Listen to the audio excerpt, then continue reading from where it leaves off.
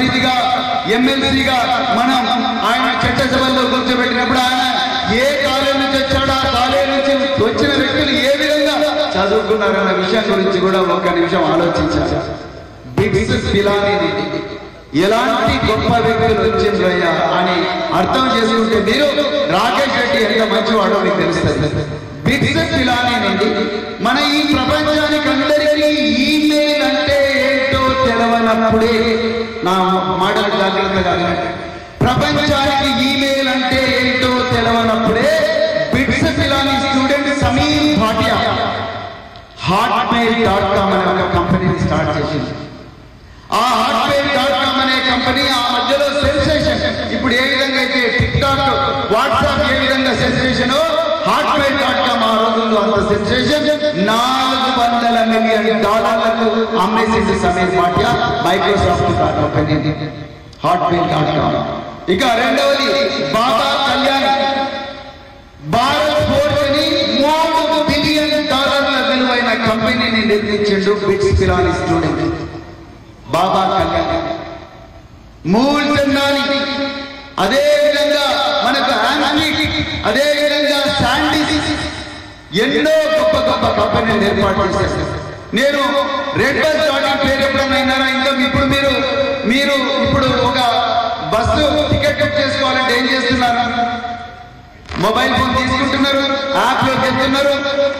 విజయవాడ నుంచి హైదరాబాద్ రావాలన్నా, లేకపోతే హైదరాబాద్ నుంచి బెంగళూరు పోవాలన్నా, హైదరాబాద్ నుంచి ఇల్లందు రావాలన్నా బస్సులోకి పోతున్న యాప్ తీసుకొని చేస్తున్నారు. అసలు ఈ టెక్నాలజీ ఎవరు తీసుకొచ్చారో తెలుసా మీకు? రెడ్ బస్ డాట్ ఇన్ అనే ఒక కంపెనీ పెట్టిన బిట్స్ పిలానీ స్టూడెంట్ మన నిజామాబాద్ ముద్దు బిడ్డ ఫణీంద్ర సామా తీసుకొచ్చాడు. అన్నం ఉడికిందా లేదా అనడానికి అన్ని మెతుకులు పిసకాల్సిన అవసరం లేదు. కొన్ని మెతుకులు కాదు. రేపు రాకేష్ రెడ్డి మీ ప్రతినిధిగా, మనందరి బిడ్డల ప్రతినిధిగా, మన పట్టభద్రుల ప్రతినిధిగా రేపు లెజిస్లేటివ్ కౌన్సిల్లో కూర్చుంటే ఆయన మాట్లాడబోయే భాష, ఆయన మన కోసం చేయబోయే పనులు, ఆయన ఏ కాలేజీ నుంచి వచ్చాడో ఆ కాలేజీలో ఉండే వ్యక్తులు ఏమేం చేస్తున్నారు అన్న విషయం తెలుసుకుంటే చాలు. రేపు ఇదే ఇళ్లను పట్టడానికి వచ్చి రేపు అదే భారత్ ఫోర్స్ యజమాన్యాన్ని ఇక్కడికి తీసుకొచ్చి ఇలాంటి బిడ్డలందరికీ కూడా ఎన్నో గొప్ప ఉద్యోగాలు ఇచ్చే సత్తా రాకేష్ రెడ్డికి ఉంటుందా, తీర్మార్ మండలికి ఉంటుందా? ఎవరికి ఉంటుంది? రాకేష్ రెడ్డికి ఉంటుంది న్యాచురల్ గా. మరి ఆయన మాట్లాడిన భాష చూడండి. ఆయన ఎక్కడన్నా ఇంతవరకు మాట్లాడిన ఆ 10 నిమిషాల్లో ఒక్కటన్నా భూతపదం కనిపించిందా మీకు? కనిపించిందా? లేదు. మరి ఇంకా రైట్ సైడ్ వద్దాం. ఇంకొక అభ్యర్థి తీన్మార్ మల్లన్న గారు మనందరికీ సుపరిచితం. ఆయన క్యూ న్యూస్ పేరుతో మరి తెలంగాణలో ఉదయం లేచినప్పుడే ఒక న్యూస్ షో పెట్టి గంట సేపు రకరకాల న్యూస్ పేపర్లు జనాలు చేస్తూ ఉంటారు. ఆయన భాషలో ఇలాంటి మంచి మంచి పదాలు వస్తాయా? చెప్పు తీసుకొని కొట్టండి అని అంటున్నారు ఒక న్యూస్ రీడర్. అనొచ్చా న్యూస్ రీడర్ చెప్పు తీసుకొని కొట్టొచ్చే? కొడుకా నేను చంపుతా, బిడ్డ నేను చంపుతా అనే భాష మాట్లాడే వ్యక్తి రేపు మన పట్టభద్రులకు ప్రతినిధిగా కాగలడా? ఒక్కసారి ఆలోచించండి.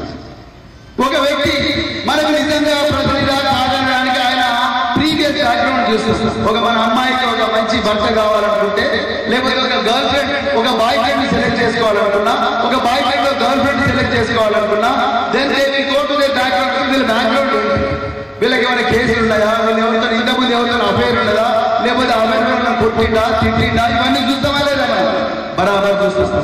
కానీ ఈ రోజు మరి తీన్మార్ మల్లన్న గారి హిస్టరీ, ఆయన ఎలక్షన్ కమిషన్ తో సబ్మిట్ చేసిన అఫిడవిట్ నే ఒకసారి అనలైజ్ చేస్తే, నేను ఎక్కడి నుంచి ఇన్ఫర్మేషన్ తీసుకురాలేదు, మల్లన్న గారు ఎలక్షన్ కమిషన్ తో సబ్మిట్ చేసిన అఫిడవిట్ నే అనలైజ్ చేసిన మల్లన్న గారి మీద 56 కేసులు ఉన్నాయండి. 56 క్రిమినల్ కేసులు ఉన్నాయి ఈ తెలంగాణ రాష్ట్రంలో. ఆ కేసుల వివరాలు మీకు ఒక 2 నిమిషాలు చెప్పాలి. మొదటి కేసు పోలీసులను కొట్టిన కేసు 353 ఐఐసి కింద రిజిస్టర్ అయింది. రెండవది మహిళా నాయకురాలు ఎవరైతే ఉంటారో కల్వకుంట్ల కవిత గారితో సహా మహిళా నాయకురాలు ఉంటే వాళ్ళ బొమ్మలన్నీ కూడా ఇంటర్నెట్ నుంచి డౌన్లోడ్ చేసుకొని వాటిని మార్పు చేసి, ఆ మార్పు చేసిన బొమ్మలతో పోస్టర్లు తయారు చేసి, ఆ పోస్టర్లను మిగతా సోషల్ మీడియా ప్లాట్ఫామ్స్ లో వైరల్ చేసిన పరిస్థితి ఆ కేసు.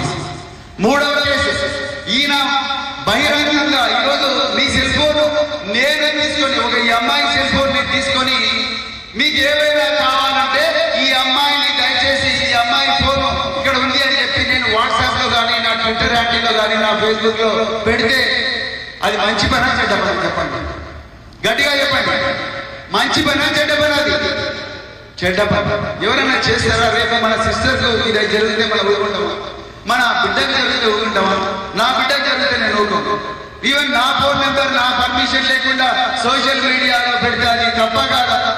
సో అలాంటిది మరి మల్లన్న గారు అట్టనా యూట్యూబ్ ఛానల్లో చాలా మంది వ్యక్తుల మొబైల్ ఫోన్లు పెట్టి మీరు కావాలంటే నాకు కాల్ చేయండి, లేకపోతే మీరే కాల్ చేయండి అని సభ్యులందరికీ చెప్పడం అది ఎంతవరకు కరెక్ట్? దాని మీద కేసు. ఈయన యూట్యూబ్ ఛానల్లో కామెంట్ చేసిందని ఒక కుటుంబం ఆత్మహత్యకు పాల్పడతారు, ఆత్మహత్యకు ప్రయత్నం చేస్తారు, దాని మీద ఒక కేసు. తెలంగాణ తొలి ముఖ్యమంత్రి కేసీఆర్ గారిని అనరాని బూతు మాటలు అన్నాడని, అన్పార్లమెంటరీ లాంగ్వేజ్ వాడారని దాని మీద ఇంకొక కేసు. అట్లా 56 కేసులున్న వ్యక్తి రేపు ఈ వేదికలో కూర్చున్న పట్టభద్రులకు నిజంగా ప్రతినిధి కాగలడా? అవుతాడా? ఇంపాసిబుల్. ఎందుకంటే రేపు అక్కడ పోయిన తర్వాత కూడా ఆయన అదే భాష మాట్లాడతారు. నేను ఖమ్మంలో పొద్దున రన్నింగ్ చేస్తుంటే నాతో పాటు ఒక 25 మంది యువకులు వచ్చారు. సార్ మేము జీవో 46 బాధితులు. జీవో 46 ఏ ఉద్దేశంతో పెట్టిండ్రో, మంచి ఉద్దేశమో చెడ్డ ఉద్దేశమో పక్కకు పెడితే జీవో 46 ఇప్పటికి కూడా పరిష్కరించే అవకాశం ఉన్నది. ఇప్పటికి కూడా దాంట్లో 3000 పోస్టులు వేకెంట్ ఉన్నాయి పోలీసు ఉద్యోగాల్లో.